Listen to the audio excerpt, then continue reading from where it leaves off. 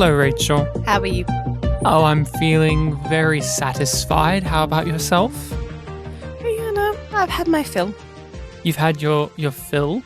Mm-hmm. Who is he? Who's this Phil that you're talking about? I hope that there's no person running around in our house called Phil that I'm not unaware of, but you've had him? And how could you, Rachel? And you announce this on the podcast in front of everyone? You're supposed to save this for the yum moment of it all. The patrons first. So Oh yes, the patrons get to hear first. Launch. It's a soft launch into letting us know that you've had your fill, whoever that is. But no, in all seriousness, jokes aside, silliness aside, it's great to be here, chatting with you today as we approach a certain milestone. Time coming. It is a long time coming, huh? Mm-hmm. A whole season's worth. Well, how about you fill us in on what's been happening for those who are catching up right now? We are talking about a season of The Expanse. Which one, you might ask? 3. Mm-hmm. We are recapping season 3 of The Expanse, which we have finished watching for the first time together. Wow, it's got serious. Rachel's whispering it to you so that you know it's that serious. This is our first time ever watching The Expanse, so don't you fucking spoil things for us or else Phil will come out and give you a good beating. And I don't know the man, but I know that he will do that. So you better zip those lips, because we are watching this through for the first time and we have finished season 3 and we're gathering here today to talk about it, to go over the high points, the low points, the things that thrilled us, the things that chilled us, the surprises, and where things will be going in the future, or what we hope will be happening. We are starting with our general thoughts on the season. So, do you think this was better or worse than, or on par with season 2? Well, because we are clear that we did not overall enjoy season 1 as much. That's the bottom. That's why I specify. That's at the bottom. Is it better than season 2? It would be amazing if we get a season worse than the first one at this point. So, like, I would be shocked. Like, not to even say that the first season's a bad season of television. It just, at this stage, I trust. By comparison. Well, I'll first answer the general overview of things. I thoroughly enjoyed the season as it went along. It started out extremely strong. They gave a good helping of the things that I crave in the series. It very much was focusing on the space politics and war maneuvering, and it eased up on some of the greater lore and greater scope of what this series is contending with. And I very much appreciated that, because I like the political side of the series. I like the wartime drama of the series, and I liked how those things brought out so much for the characters themselves. And what really I'm thinking about so much is that this season gave a lot of the supporting cast and guest characters time to really take up the spotlight. They got to shine, they got to show their strengths, and I really think about that for the season overall. And that definitely is a mark of improvement in comparison to season 2, where season 2 we were getting that, but this is just a further escalation, and it's consistent, as you say. Consistent as season 3. Yeah, it's a very solid season, but in my head I keep on thinking that it's 2 seasons, because there's so clearly a divide between the 2 halves. Like, we've mentioned, and I think for people who are familiar with The Expanse, they know that, like, kind of the first half of a season, so far at least, has been, like, finishing up a book. A previous book, yes. So there's, like, halfway through, there's, like, a very big shift. And I keep on thinking of, oh, Prax was last season. No, Prax was this season as Prax was well. this season. He was just in the first half. And that feels so long ago. And in comparison to the second, the transition is a lot more obvious because of the time jump and how they make it characters more distinct. Yes, and the galaxy has changed. Like everything has changed. And so it's far more apparent, but still the transition from one to the other was not as smooth as in the second season, nor does it need to be, but it is something that it's you remember. Purpose. It's a different goal and you remember it. Anything more when you want to talk about your general thoughts on the season? It's obvious to go to like the big flagpole sticking in the center of it all, which is how you have a first half and a second half, but I feel like comparing the two halves is a bit apple and orangey, because the purpose of the first half was much more grounded. It was about them trying to step back from being the galactic helpers and being roped back into it and just trying to help Prax like they promised to do. And then the second half, they just go all in. It, in the second half, is far more concerned with the bigger picture. It's far more concerned with paying off or answering these long-running questions. The character stuff is still very much present, and that is, I thank the series for having it. And they're building on the stuff that they set up in that first half, but they're interested in very different things. Is like, it's the same themes, but they're exploring new things. We should feel something other than fear. Of it, of each other, of the difficult choices that we sometimes have to make. You mean the choices you have to make? Yes, the necessity of hard choices, of sacrifice. Sacrifice literally means to make sacred. Do you think that's what's going on here? Yes. I do have a weird fondness for season 2. There's so many key points of characters' journeys and reveals, and also the way that they did themes, that I keep having to look at and say, I do wish those things carried a bit more into season 3. And yes, the broken up nature and the speeding, the pace of season 3 does leave me a bit at a whiplash at times. And we said it, there's more of a consistency and there's a higher quality, but it also means when the weird things happen that are a little bit eyebrow raising from the writing, they linger more for me. Like we just did the last episode, and it keeps lingering to me that Clarissa Mao got like shot through the chest and she's still standing. She's fine. She's fine. It's fine. And Ashford got like gorilla slammed onto a console. He's fine. He's fine. You know, it's just things like that. And there's bigger examples I can point to, but it's those weird little writing choices like, oh, Prax just gets removed from the show with no grace, no sentiment towards it. So things like that stick out more, but I would say that this is an improvement on the second season. This is the best season of the show we've seen thus far. It offers up the things that I want from it more. What about yourself? What do you think? I think you hit all of the points that I wanted to as well. And I agree with you. It's the best season that we've watched.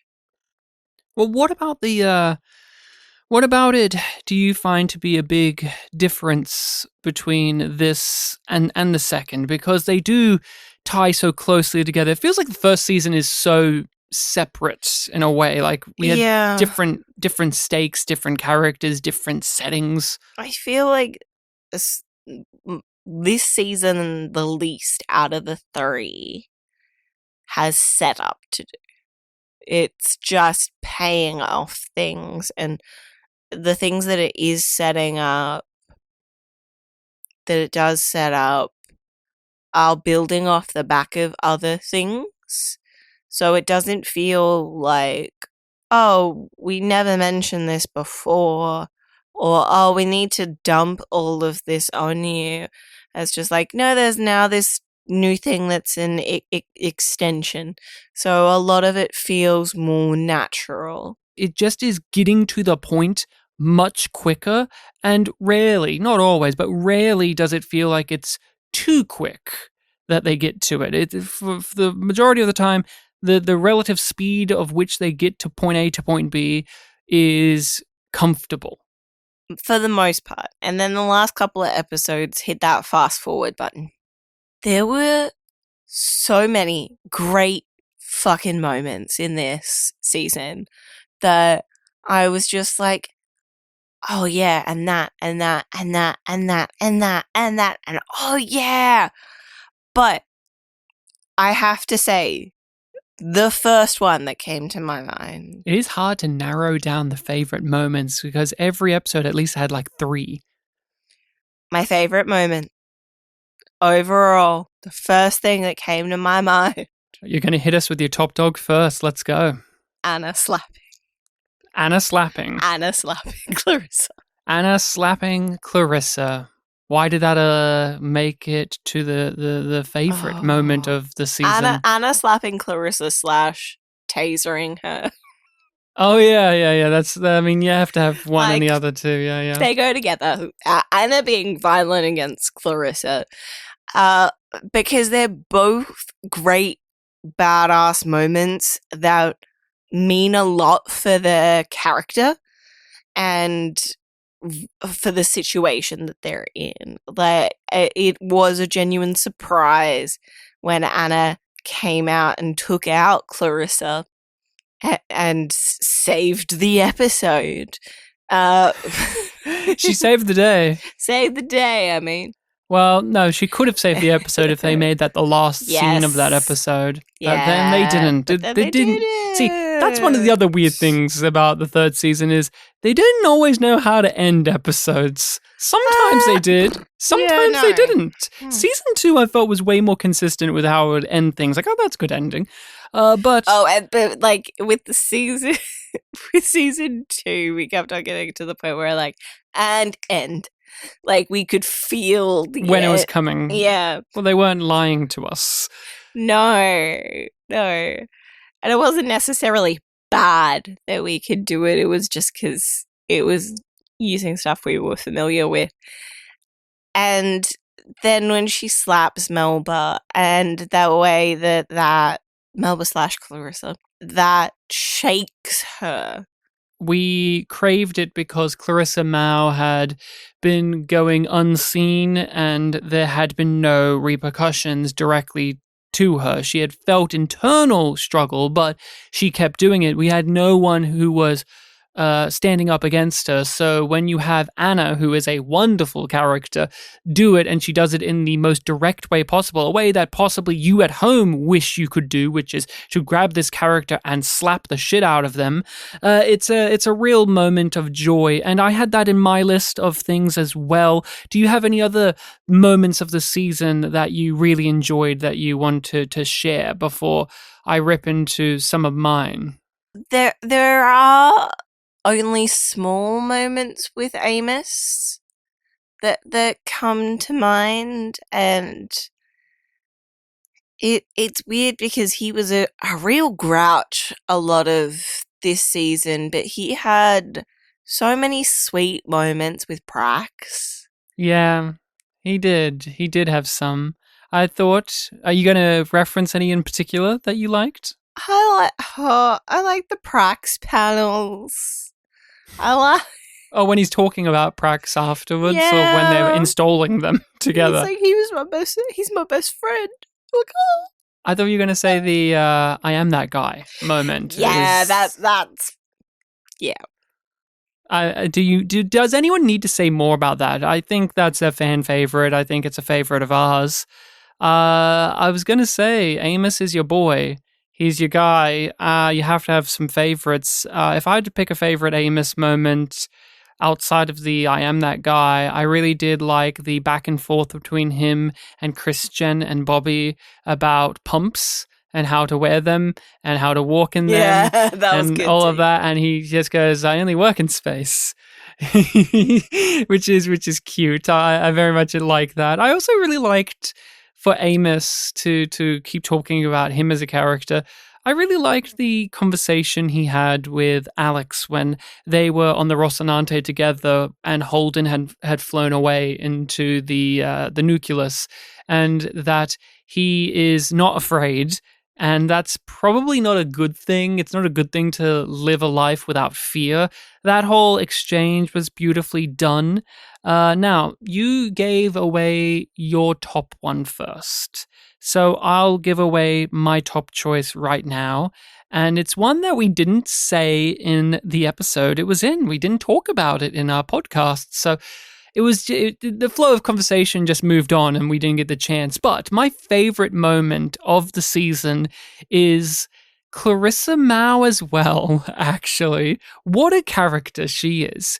Unexpected dark horse of the season. Who knew? But it was a moment where she's in full scowling villain mode. She's pissed off. She's angry.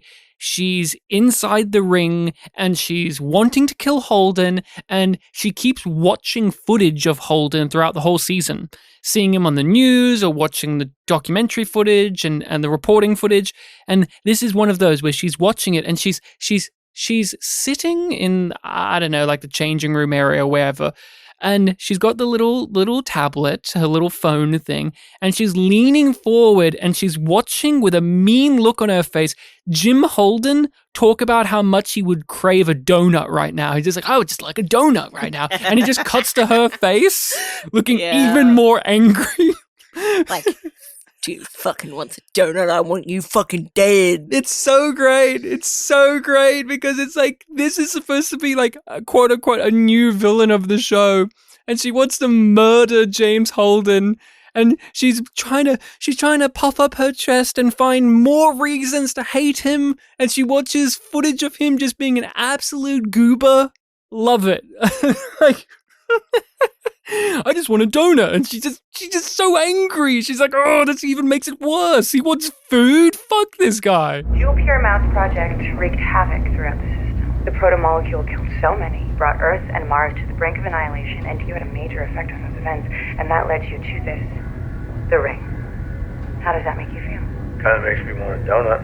It would be dishonest if we didn't mention more about Anna. Anna had so many great scenes and moments, and just a wonderful addition. Like, wonderful is an understatement.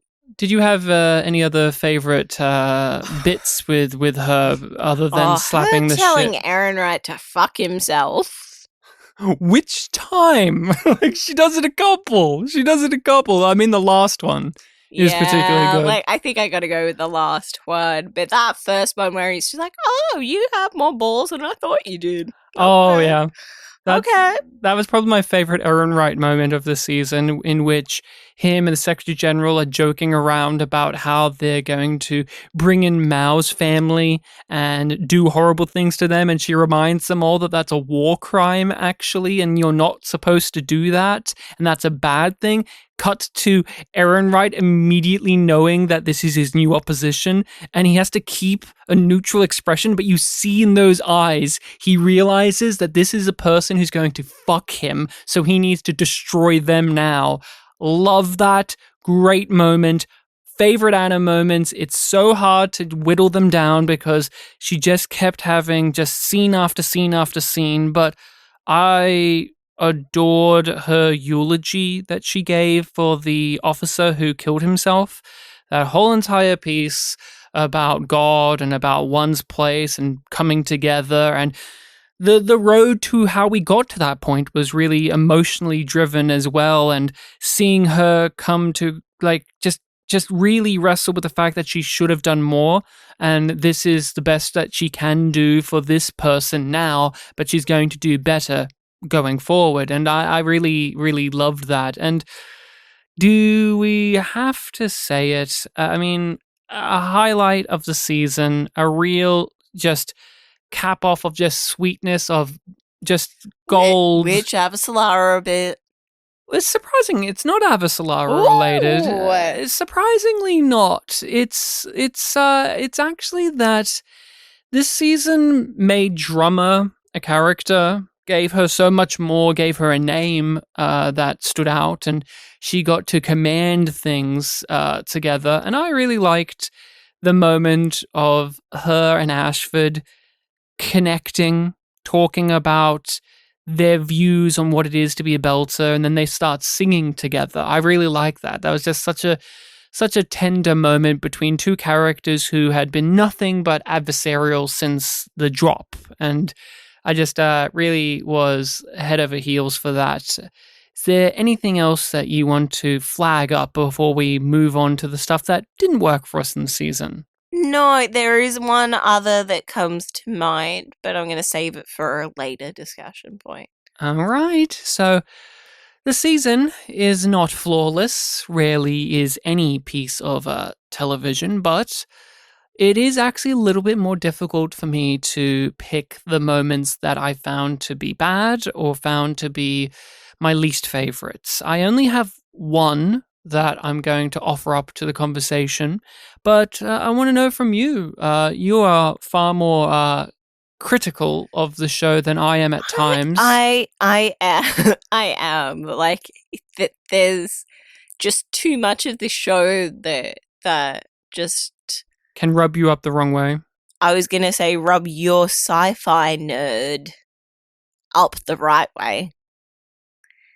I find that when you get annoyed consistently at things, like throughout there'll always be niggling things that I'm like, that's fine. But when something bothers me, it bothers me like times 10. Like that's how it works. So what are the things that just kept nibbling away at you? I think I did get frustrated by the fast forwardness of it, and I got in. It's hard because it's not like specific moments in the show, it's the moments that really took me out of it because I felt the pressures of production. And a part of that is when it is going on just full speed, and the other is when I know how it's going to end, and they space it out for a whole episode. It's just like waiting for that belter to fucking die. Oh, you mean Diogo? Yep. No confirmed kill for you, apparently. Waiting. No, I meant the one that goes into the ring. Oh, right, the racer. Sorry, there's many belters. The racer. Diogo is going to be mentioned when we talk about my least favorite characters. And there was another one where it was just like, just get to the fucking point. Just get to the point. What you're getting at is more about the problems of writing throughout rather than, say, one specific standout thing. And I have to agree with that. Kind of had its purpose. I have to agree with that. Like in season 2, we could flag up a conversation, a scene, a line of dialogue, a whole character that we could like just ridicule and critique and say didn't work for us, wasn't very good, could have been better. This season, since things are much more streamlined and they're getting to the point so much, that the things that do kind of get me stressed out, I guess, rather than angry, is those writing choices. A big thing for me is they handle characters in such peculiar ways at times. There's no ceremony to some of them when it feels like there should be. Like Prax leaving the show off screen. I didn't even know he was going to be gone, and then he is. I guess I felt robbed because I invested in the character emotionally more than it felt like the show itself did. Like, yeah, he was worthy of a proper farewell. And I don't care if, like, in the books this and in the books that. I don't care. Like, I'm talking about my experience as a viewer. I felt robbed in that moment, and if that was their intention, good for them, but it pissed me off. And that goes the same with someone like Diogo, where Diogo's story, like his whole entire character, he just gets killed like a joke, which is funny. But I know for a fact that when I rewatch the show, every single Diogo moment will contribute less and less and less. All he will be is a detraction to the show. He is not as bad as Havelock, say, but he is a similar type of writing problem to me, in which it's a thing to put there, and then once it's not needed, it's removed. And that's been a constant throughout the show. There is a little bit too much plug and play, but I do have the one moment to really bring to the table here. But do you have one that really stuck out to you? Like, was there a scene or a character thing or a choice made that just got your hackles up? I remember really disliking them putting Diogo in charge of security. Because he's a fuckwit. Why would you trust him? But that's the only one that's coming to mind right now. Like, I remember there were plenty of things that I complained about, but at the end of all of it, nothing's like truly being like, oh, that fucking thing. But I'm sure I'm gonna agree with yours. What is it? I'm cheating because it's not worst or bad that this thing exists. It's written to the purpose. This is exactly the way that they intend it. Doesn't mean that I don't still hate it, but I hate it in the way that the show wants me to. So I want to clarify that. Alex sent That the fucking message. That fucking piece of that garbage. Look, everyone, you've heard my journey with Alex. He was my favorite character outside of Christian in season 1. Season 2, I was really disheartened that they gave him nothing to do, really. And then season 3, he's been excellent as a character, but the reasoning of why his excellence is there is because I hate Alex as a person, and the show wants me to be upset with him at many times, and the way that they keep exploring it and keep bringing these certain shades to him is truly effective. But that message, I can't believe he sent that fucking message. Like, I can, but I'm so fucking angry about it. He's such a pathetic weasel of a man. He's such a selfish prick. And then when his son sends him a message, when his kid fucking gives him a message, and I feel so sorry for Alex's family, people who I don't know at all. I don't know a single thing about them, really. I couldn't give you their names. I couldn't tell you any of their personality traits, but I feel so much for them because I hate Alex so much for what he's done. I feel happy that she's filed for divorce. I can't believe you didn't have that one in your list, because I think that's probably the angriest you've been on the pod in a while, at least. I was sent into a blind rage that made me forget. Yeah, you were sent into a blind fury. I mean, it's what they intend. But what about it for you is something that gets your blood pumping with that anger and that vitriol? Oh, it's the way that he does it for himself and pretends like it's for them. And the fact that he hits send. Like, that's not a other people need to hear it thing. It has been a while. Hell, you might not even recognize me, little guy. So, I should have called you after the Donager, I know. Well, I guess I'm doing it now, right? Better late than never. Sorry. I know you hate when I say that. The episodes, the 13 episodes, there were some great ones here. So what do you want to talk about first when it comes to these episodes? Because there's a bounty of choices here. Yes. My top 2 are Immolation and Congregation. I think those 2 for me had the right balance between character work, action set pieces, setups, payoffs. there were really juicy episodes to dig into, and it made me feel like the show was kind of bursting at the seams with everything that it was trying to do. Like it was just so full and so good at what it was doing in those 2 episodes. They are great episodes. Immolation is, I think, the highest rated episode of the season, or definitely up there.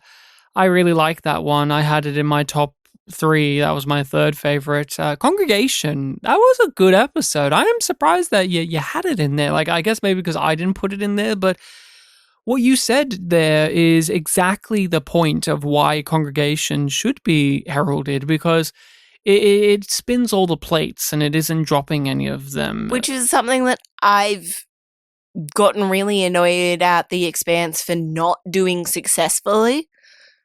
Like those episodes where it feels like, oh, they're just failing to get all of these things going. They have too many things happening and they aren't servicing all of them, has been a complaint from you. Now, to give my top 2 episodes of the season, since we're going to, I had Assured Destruction, number 2, which is when Aaron Wright fucks shit up real good, fires that railgun and it doesn't get all of the missile silos, and well, people died. And that episode was really great because we got a lot of the political maneuvering. We got Aaron Wright being a weasel, being a just selfish, aggrandizing, like slimy motherfucker. And then we got to see him get fucked himself because he screwed up. It didn't work the way he thought it would.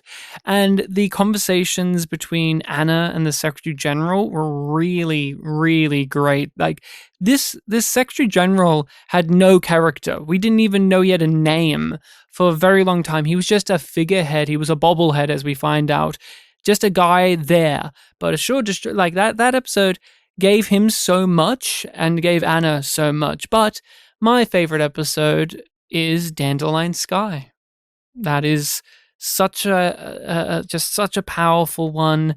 The Anna material in that is just sublime. I really liked all of that, and it does tie into my favorite moment again with that eulogy, but the whole entire gravity of the situation is grounded in the character stuff. Like, you have all of those external things of them being in the ring, and there's this nucleus, and the ships have stopped like this, and it's just all of this stuff is stacking on top of itself, but you still keep coming back to the characters.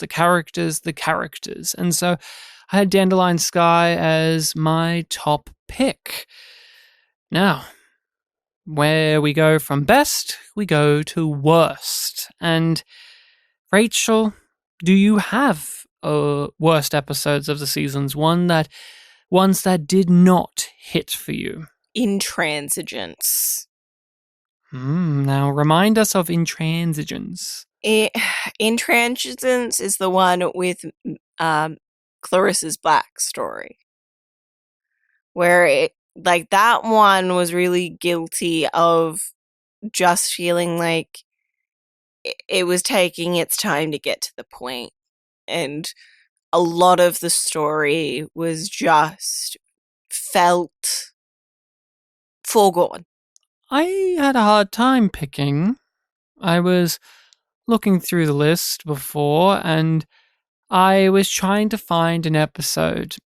I was trying to find one that wasn't the one I knew it was going to be. I wanted to challenge myself and offer up like, oh, this episode wasn't the greatest, and oh, this one could have been more. Like on the second episode of the season, I remember saying, oh, when we get further along, I'll know how I feel about it, and I didn't really love it as much. It wasn't the greatest for me, but it has to be the time jump episode, the Delta V. I just pissed me off. That was on my short list as well. I said it in that discussion, but It's a type of thing that you do in your narrative that is a real flip of the coin if it will be successful, and it wasn't for me. I'm glad of where we went from there, of course. I enjoyed the back half of the season. I look at the first half as really grappling with the war and politics, and the second half dealing with the law and the theological, and I appreciate that greatly, but Delta V just was not an episode for me. Again, there's a bias there. They took away so many things that I was hoping to be followed through on. Section General's gone, Aaron Wright's gone, Prax is gone. Basically, Christian is gone too.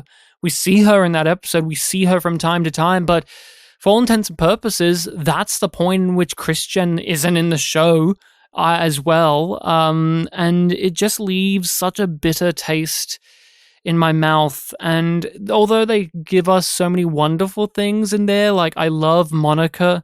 I love that idea of this journalist, this reporter who's following around the crew of the Rocinante and getting her nose in places where it shouldn't be. That's great. I really, really got a kick out of that. But yeah, Delta V, I mean, I think I said it in that episode where it's like, I hate this episode. I don't think there's going to be one that I dislike more in the season than that.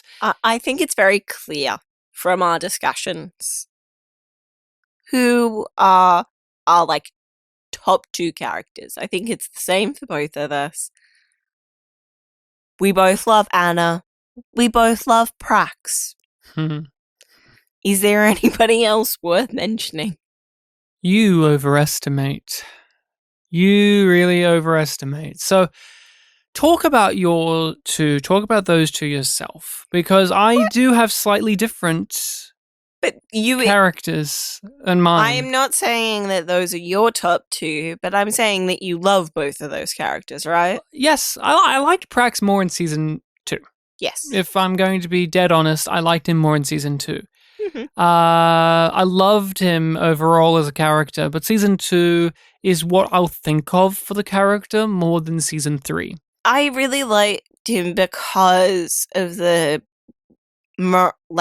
with Prax, the morality that he brought to the Rossi, but the practical skills that he gave as well. He wasn't just there as a mouthpiece for, you've forgotten your morals and here I am to remind you of them. He wasn't a Jiminy Cricket. No, but his relationship with Amos was so interesting.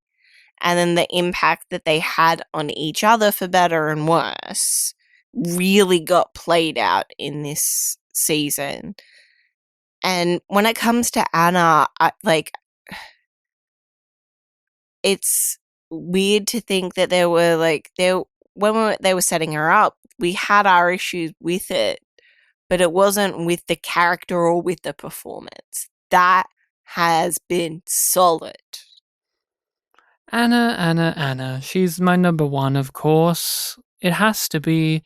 I was shocked that she was my number one because Aaron Wright, he was a fan. Like, he was my favorite for a very long time, or in my top 3 constantly. He still is. And I didn't think that the person who would take him down, who's a character that we had never met before, would be the one that would also top him in the list of my favorites. I really loved Anna. She was a character that brought out the best writing in the show. We've said it, but the writers are really great. Like, fucking wonderful at the spiritual, the theological, the philosophical, those metaphysical things as well, the musings of life. And Anna is a character by her very nature.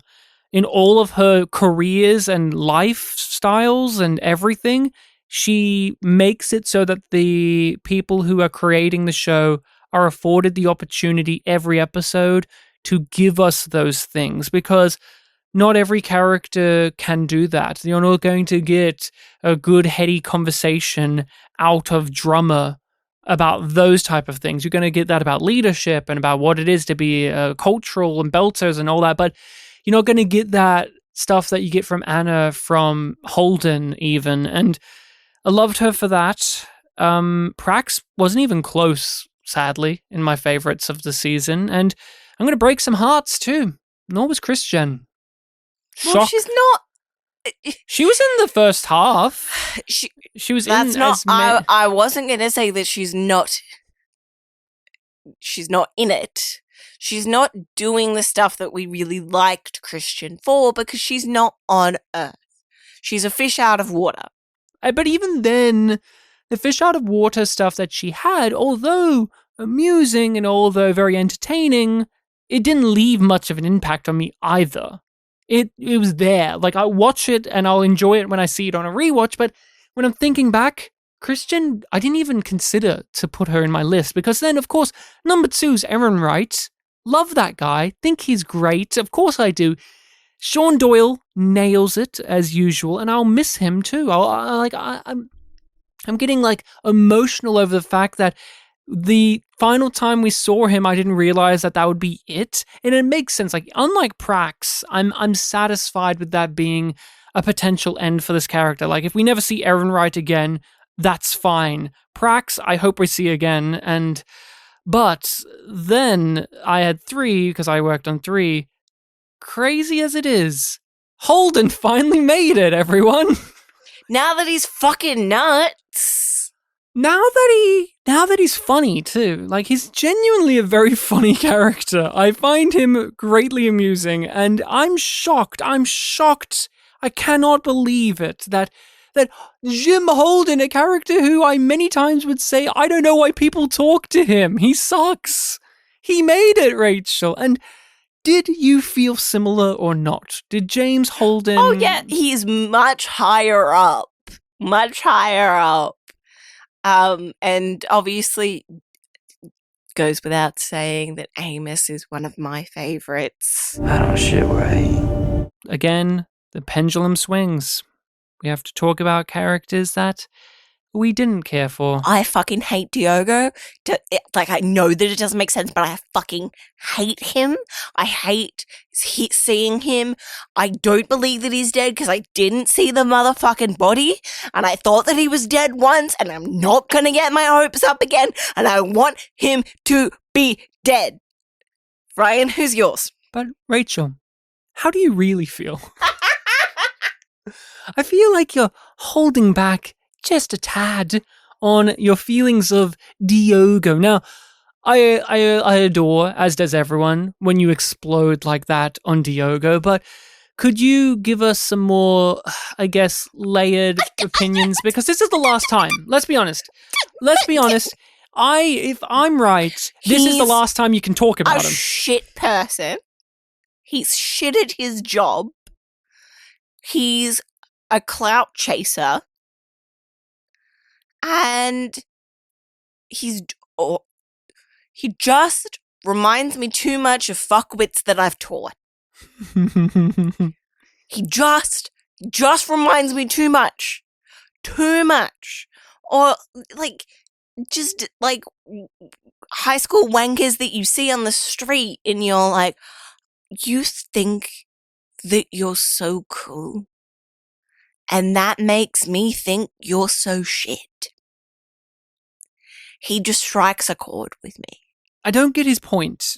There's so many characters that you automatically understand. Like Amos, I understand what he's about. Diogo, I understand on theory what he's supposed to be about, but then they don't do it. Like even Havelock, I understand what he's about. But it's about that follow through. The series is pretty capable of giving us the archetypes, giving us what these people are supposed to offer up. And Diogo was all of those things you said. And it made you upset. But that's their intent. They want to have this fucking gross teenage boy rise up the ranks of power and probably shouldn't be trusted, only to then prove that he shouldn't be trusted and he fucks shit up and he keeps getting away with it because he has luck on his side, and then the luck runs out and he dies like a joke. I understand all of that, but there's just something, there's just a disconnect. I just don't think they gave him enough honestly. I know that is making you raise your eyebrows a bit, Rachel, but... No, but I know what you mean. If they wanted to do something with him, they should have fucking done something with him, but they don't get there. He just keeps on popping up like the dirty whack-a-mole. As we wrap this out, this is again, we're never going to talk about this character probably after this episode, because I doubt that they'll reference him because he was so insignificant. But what do you think the headspace was when it came to creating this show to have this character? Because it's not as if he's a small character. No, because he's an aspect of the Belters, that they want to prove themselves as a people. And Diogo wants to prove himself as a person, as a Belter. He wants to have a reputation. He wants to be one of the people at the top, because he felt like he was at the bottom, and he keeps on climbing up. I didn't have to struggle to pick a least favorite character of the season, but it does bring me great sadness, because I thought the work that was put in for each one of the people, including no names or small ones, like say the scientist on the Thomas Prince, he was a good character. I liked him. He offered up so much in each episode, but you aren't going to remember his name per se. But like this show really was so supreme of making sure that even the bit players were contributing. So it brings me such sadness to say that Bobby is my least favorite character. I just get nothing from her. Reload was an episode that was like masterful for her. She got to speak her truth. We got to feel like that arc that we saw her go through in season 2 reached a good crescendo there, and she got to vocalize so much because she's a character that's very internal, because she's a stoic marine lady and she follows her code of honor. But that was a wonderful episode for her. But then after that, they don't do anything with her. She's just there too. She's going through the same arc as last time, but it's sped through. Just join the fucking Rossi and be done with it. I am just baffled with her. And there's conversation to be had about like, oh, in the books, you see, we get a lot of internal monologues. It's not about the lack of internalization for Bobby, because I constantly keep going back to how we were introduced to her. That introduction was very, very concise, and it gave us how the inner workings of Bobby go. But it's about actually implementing her. It's not a lack of understanding on the audience's part. It's about actually implementing her into stories. I don't give a fuck about Bobby's stories. I don't care. Even when she was paired up with Christian, it's nice, it's cool, but like I like it in the fact that it's like, oh, these two are a fun dynamic. But as an actual thing for Bob, like Bobby as a character, I'm like, yeah, sure, I guess it's fine. Like, we're 3 seasons in. She's been here for 2 now, and I don't have any hope of liking this character. They've pissed it away for me, honestly. And look, I'll try in the future because I want to, but honestly, I can't at the moment put any investment in, because they've proven with people like Anna, with people like Monica, with people even like Ashford too, that you can introduce people suddenly and make them compelling and like offer so much to the show at large, and then you get Bobby. This season has a lot of really big moments, and we mentioned one wonderful surprise, which was Anna turning up and kicking Clarissa's ass. But were there any other big moments or big surprises of the season that you want to discuss? Obvious. Didn't expect a time jump. That's something that we can't keep away from, just like how the characters can't keep away from the ring. But another thing that was a surprise to me was Christian not having anything to do in the season. Yeah. She yeah, substantial. For what is clearly the favorite character, I would say, of the fans, but also of the writers. I doubt, I would be fucking shocked if I heard that the writers didn't consider her one of their favorites. If they said no, actually, the writer's favorite character is Jim Holden. Fuck off! It's clearly Christian, and yet the season took the bold step of really reducing her. And the biggest shock of it is the season was still good. Yeah. I barely complained about Christian not being here. Like, I still did, but not every episode. No, and it was not the way that it was in season 1. Far, far from it, which shows how far the show has come for us. That the ensemble is pretty much bulletproof, and that you can add new members to it, and there's a greater success rate than in previous, where we were constantly saying, why isn't Christian here? Where's she at? I want to know what her opinion on things are. I want to see her wheel and deal. No, they didn't need that in this one as much. And much to my shock, because honestly, I, for the longest time, was thinking there's never going to be a character that rivals her. There's never going to be... She was so strong from the start for you that it was going to be hard to catch up, and it really is a testament to the show that anybody has. Now, what was the big surprise for you of the season? The things that you didn't see coming, or I had that 3 you notes. were pleasantly taken by? Yeah. 3 notes for this section. 1 was how little Avasarala was in the back half of the season. 2 was just how much of a speed run they did at the end. And 3, how much I don't mind Alex not having a character or being a minimal character, because I don't want more of what we got. Oh, why, Rachel? Because it just made me hate him. It just made me dislike him. And that was kind of the point for you to go, he's a turd and he's imperfect.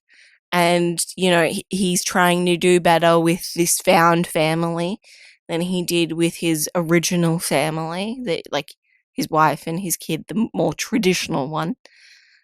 And I'm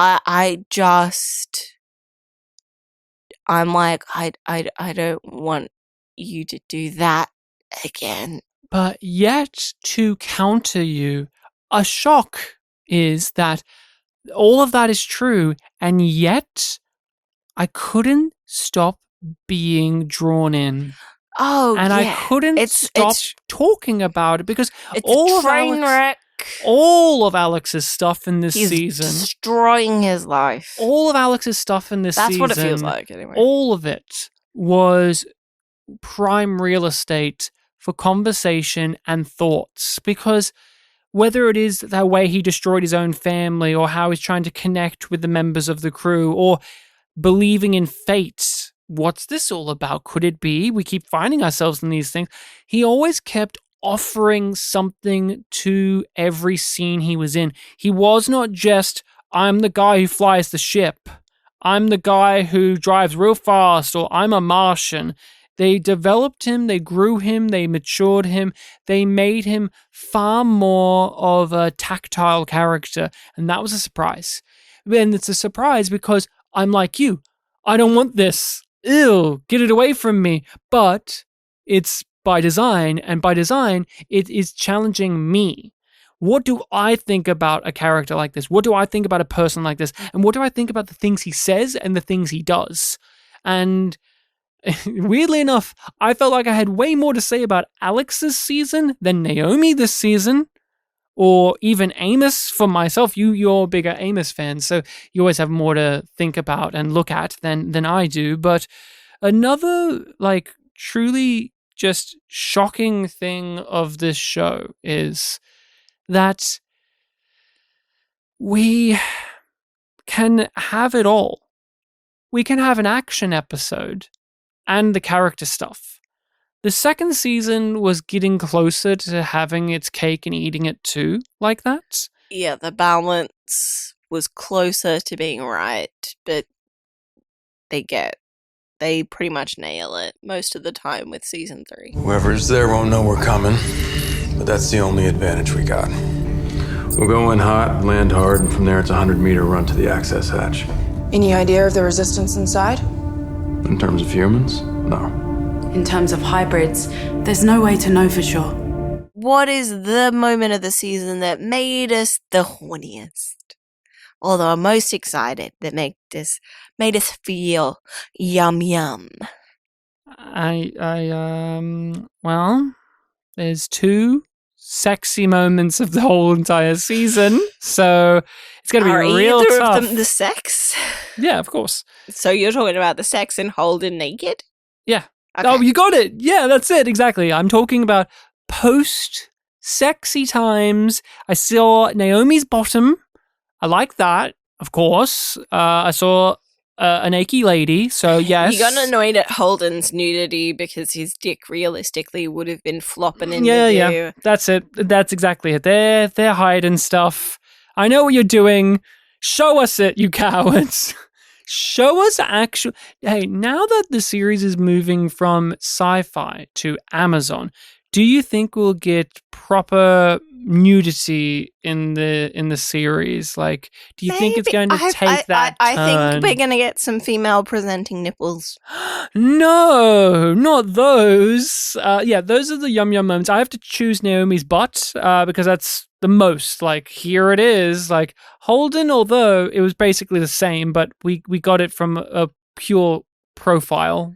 Okay. My automatic Amos pick is him saying, "I'm that guy." Yes, please. And my other pick was just because it was so fucky, yeah, it got me riled up, was Anna slapping Clarissa. I think you've made it pretty. I've made it pretty clear how pretty I feel obvious about that you like a bit of girl on girl, and don't we all? You've made that joke before. I'm not making jokes. It's true. We all liked the bit of girl on girl there. Another sexy moment that we would be remiss if we did not bring up. People would wag their finger in the air and say, you can't be doing that. You can't be. What is it, Ryan? You can't withhold this being a moment of sexiness for everyone. But when Miller made the silly face. I got Rachel laughing. No, that's more goofiness. Hey, that was a shock too that Miller came back. Oh yes. But we saw Thomas Jane in the credits, so we were like, wait, what? Well, we saw that after we went back to have a look. But no, I mean, it was a nice surprise. Oh, Thomas Jane has returned to the show, and it seems like he's going to be sticking around for some period of time. And that leads us into the next part, Rachel. One of my predictions was that Miller won't be back for a little while. Oh, okay. And that's Rachel's prediction again. He won't be back for a little while. It will just be no Thomas Jane.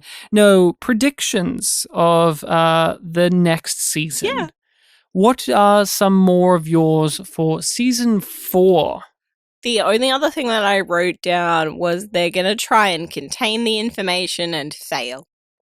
What information? That all of these portals have opened up. I don't think they can, because I think at the end of the season we saw multiple ships going in there, and Christian had it on her screen. Yeah, Christian had it. I mean, like, they're going to try and control the situation and fail. Not necessarily, like, I think they're going to try and hide aspects of the information. Like, I don't think everybody's going to know exactly what happened and why it happened. They're just going to be like, let me fucking through. Anything else when it comes to season 4? The canvas is so different now, not only because of what the setup is, that we are going to different solar systems, different galaxies, but also because it's now on a new network. Like, it's now on a new The Rossi is site. going to go somewhere. We were talking about that more with the last couple of episodes. I mean, didn't it already go through in the end? I couldn't tell if that was it coming back home or it going elsewhere. Yeah, I thought it was it coming back home. But maybe. I think we're going to just move further and further away from Earth. I am so fascinated by the 4th season. Because of the production stuff, of course. This is the season where they went... The yumminess moment of it all is going to be gone because there's going to be no sci-fi logo popping up. That's what I'm going to really miss, is when the Sci-Fi Channel logo would pop up aggressively at random times. Obnoxiously. Yes, obnoxiously, sexily too. But it really got me hot under the collar looking at that little logo pop up unexpectedly in every episode. We could never guess when, because it never had a consistent time where it would do it. It was just like at some point after the last credit. It's like... at some point... How long? We're waiting. Some point. We're waiting. But I am interested in the shakeups that will be here, because that can't leave my mind is the next season is going to be different because of it being an Amazon show now. And are we going to lose some characters / cast people? Are we going to lose some production people? My prediction is Naomi's hair is going to change again. Oh, it's always changing, Rachel. I am worried that we're going to lose some cast members just because, rather than because the characters need to wrap up. And I won't be able to discern if that's because of the production or if it's because this is how the show works, where, well, bye-bye to this character. You didn't even know you were saying goodbye to them, did you? Well, we're gone now. But I think the big thing of the season is they're going to explore different alien solar systems. Yeah, the Expanse are going to go out into the wild blue yonder. They're going to go out there and find remnants of the alien civilization and perhaps even stumble across what killed them in the first place. I think that's going to be the majority of the season is going to be them doing that. I don't think we're going to get a whole answer to that next season. I think we're going to get a piece of the puzzle.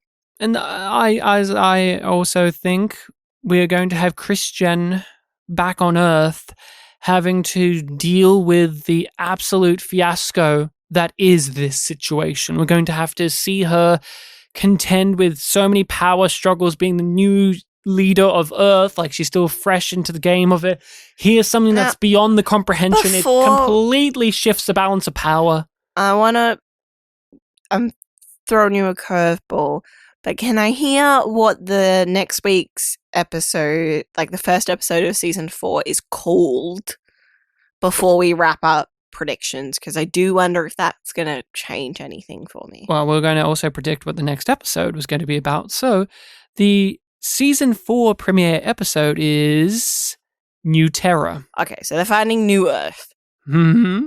So that definitely means to me that they're either going to be particularly scouting out one of the habitable planets. Because they do say like how many are many out there, yeah. They're either going to be like talking about it or going there.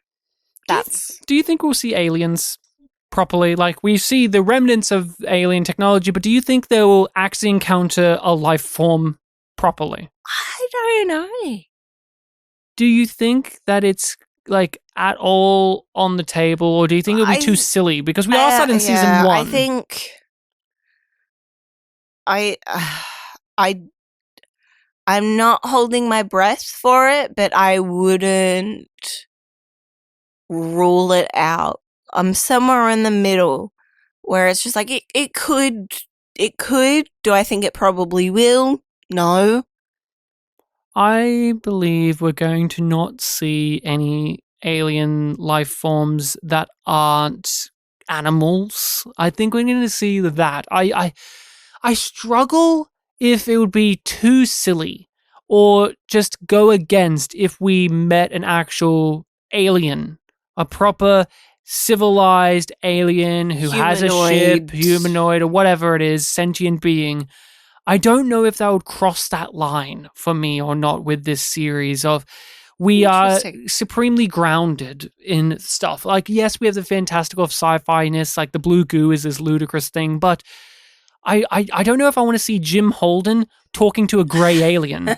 You know what I mean? Like, I don't know if I can handle that, or Tom Paris's salamander. or Tom Paris and Catherine Janeway's salamanders. Yes.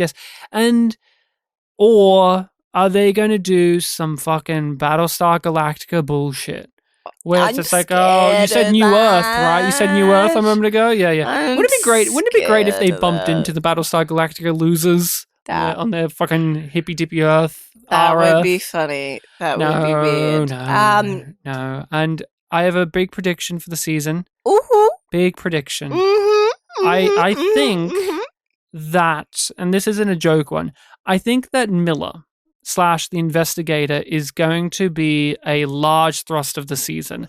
I think it's going to be obvious clearly that he wants to figure out what happened to the creators, but I think it's going to be a typical challenge of the Miller personality, the Miller essence, the thing that Miller versus the investigator. Yes, I think it's going to be Miller versus the investigator, where the program has An absorbed too internal much struggle. of his being, which is inherently chaotic and unpredictable and rebellious, and it's going to fuck it up.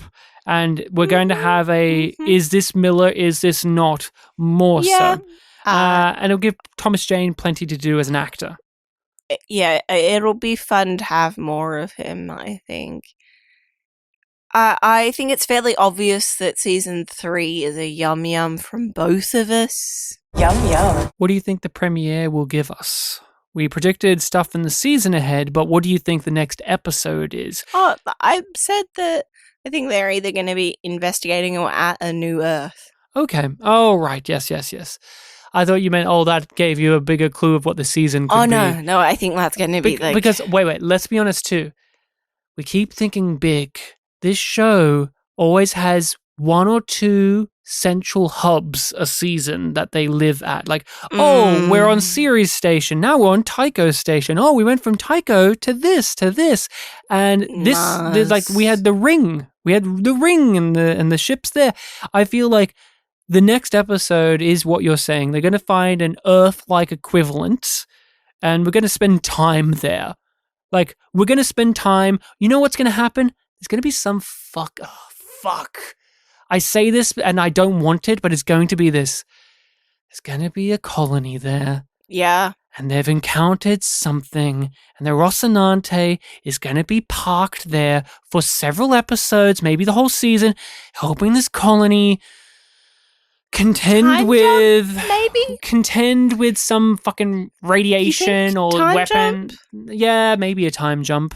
And also, I hope that the next episode gives us Christian.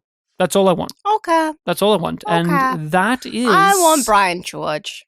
I want Brian George as well. I want Brian George and Christian. I want them together. It's so bad that I've forgotten the character's name. He's just Brian George. It's Arjon or something like that. It's been too long since we never saw him in season 3. Thank you so much for listening to us babble on about the 3rd season of The Expanse. An extra special thank you to the patrons who got to listen to this first. If you do want early access to our coverage of The Expanse, it is available on Patreon. By the time that this comes out on the main feed, you'll have at least one whole season to hear what we have to say. That's banked up, ready for you to dive into. And so much more content there. We've got stuff regularly coming out, our coverage of different movie franchises. I don't know where we'll be up. We've talked about so much stuff on our Patreon as well, like the new Star Treks we've talked about when they come out. If you're on the Patreon, then you know that the Star Wars ones are coming out. Well, we're doing Star Wars stuff. But by the time this is out on the main feed, that'll probably be done. Oh no, the Star Wars is like 2 years worth of content right there, baby. We've done X-Men, we've done Star Trek, so much stuff over there, as well as a group Discord that you get to be a part of when you join. If you want to keep following us along, you can join us on social medias of your choosing. We are on practically all of them. We post on there regularly, and you can contact us more directly over at yumyumpod@gmail.com. And if you want to let us know how much you appreciate the show, go to the trouble of reviewing us on podcatchers that allow you to do so. The actual main character is going to switch up in season 4. It's not going to be Holden. It's not going to be Naomi. Gaunt Belter?